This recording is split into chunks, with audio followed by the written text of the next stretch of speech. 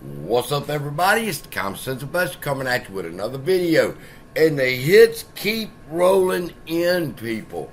If you have not watched that video from last night that I put up about Ken Griffin's confession on what the role of a market maker is, it is mind-boggling.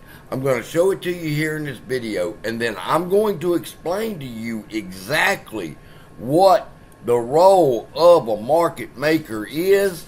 So simple, even the dumb redneck from Louisiana can understand it when I get through explaining it using Walmart as an example. But let's talk about Ken Griffin's confession. Before I show you the clip, alright, there's a couple things I want to point out to you. Does he not look as if he's under duress? I mean, be honest. If this was a testimony, all right, this man looks like he is petrified of something as he sits there. This is not a normal Ken Griffin interview that he's given for some reason, all right? And it's blowing my mind. I'm trying to figure out if he's under duress, why? And because you're going to see the clip in a second.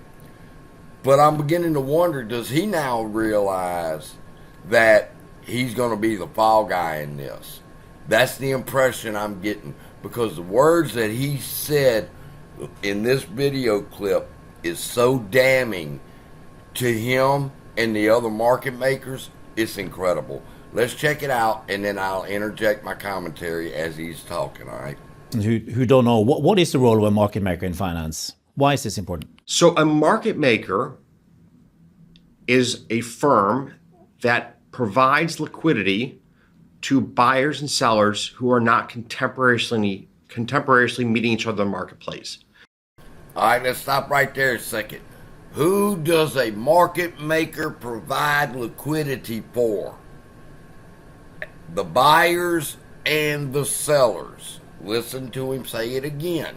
Who don't know, what is the role of a market maker in finance? Why is this important? So a market maker is a firm that provides liquidity to buyers and sellers who are not contemporaneously meeting each other in the marketplace.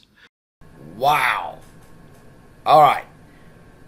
Market makers provide liquidity for buyers and sellers, okay, that do not meet up contemporaneously in the marketplace. What does that mean? That means there's somebody wanting to buy GME, AMC, and there's no shares available to sell. So Citadel will accept the market order anyway, and then he says he hopes to find the shares. Now, he's not going to explain it this way. He's going to take it as a victim here, okay? He's going to explain it from the perspective of, well, look at it this way. If you want to sell $50 million worth of stock, okay, that ought to tell you right there, he's not talking about me and you. All right, and I'm fixing to break it down for you in just a minute.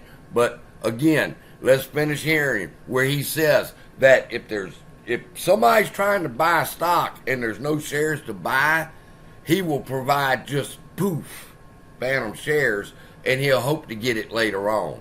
But listen to the explanation. Which means that when you go to sell $50 million of a stock, if there's not a buyer in the market at the exact same instant, you're not pushing that stock price unduly.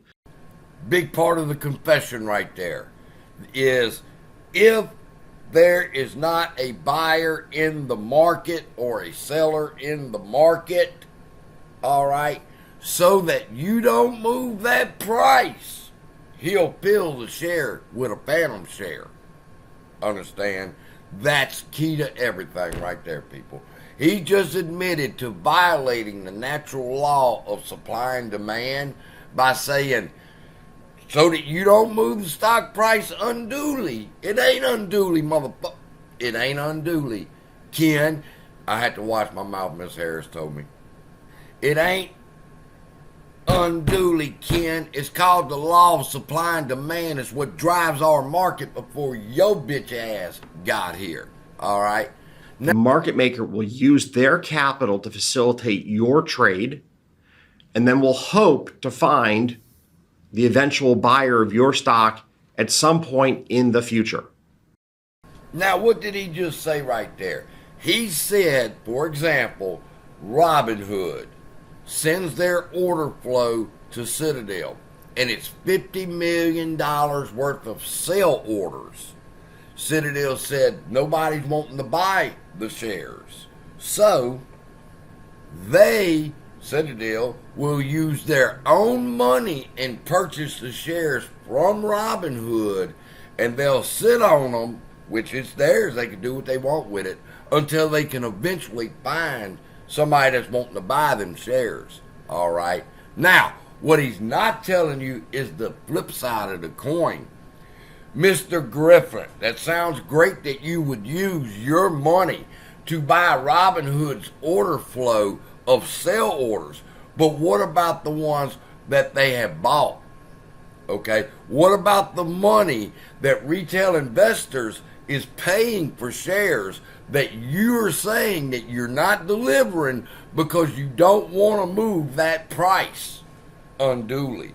It's not unduly. It's called the law of supply and demand, people. So what's the best way to explain this to where I can unravel this big knot of what's going on in our stock market so that everybody can understand? Very simple.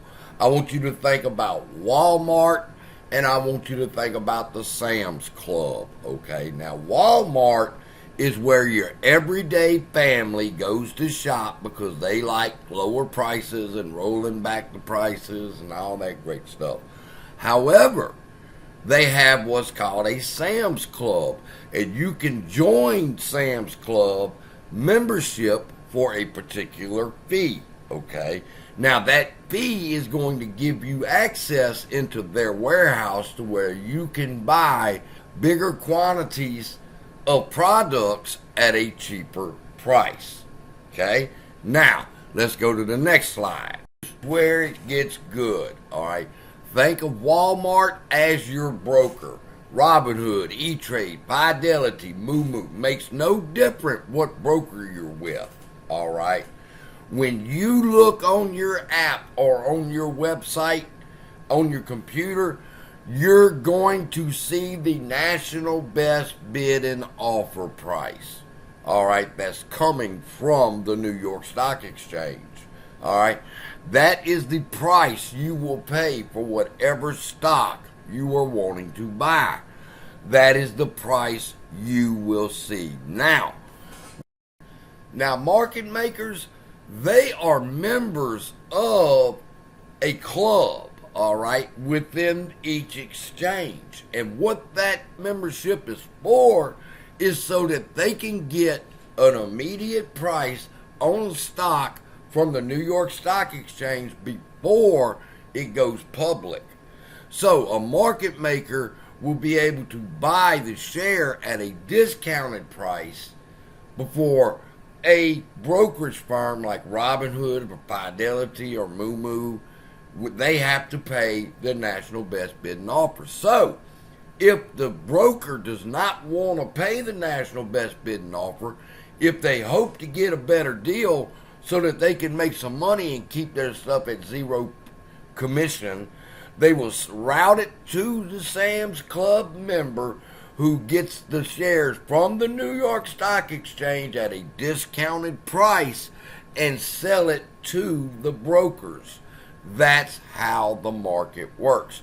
If Sandra right here buys 1,000 shares of AMC, Donald Trump stock, or GME from Robinhood, she will pay the national best bid and offer price because the broker will fill the order.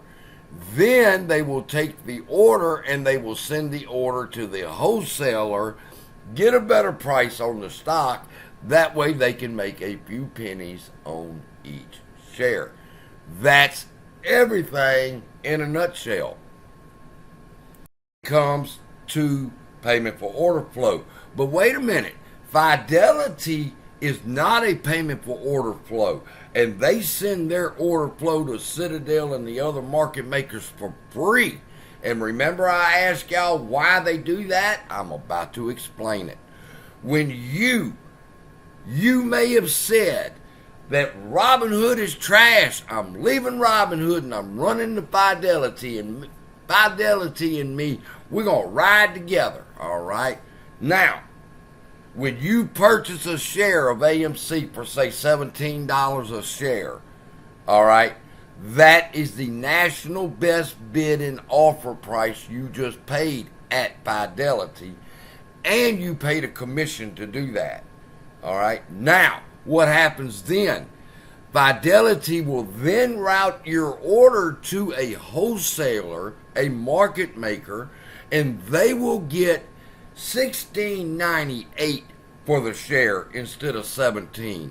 So now Fidelity has double dipped.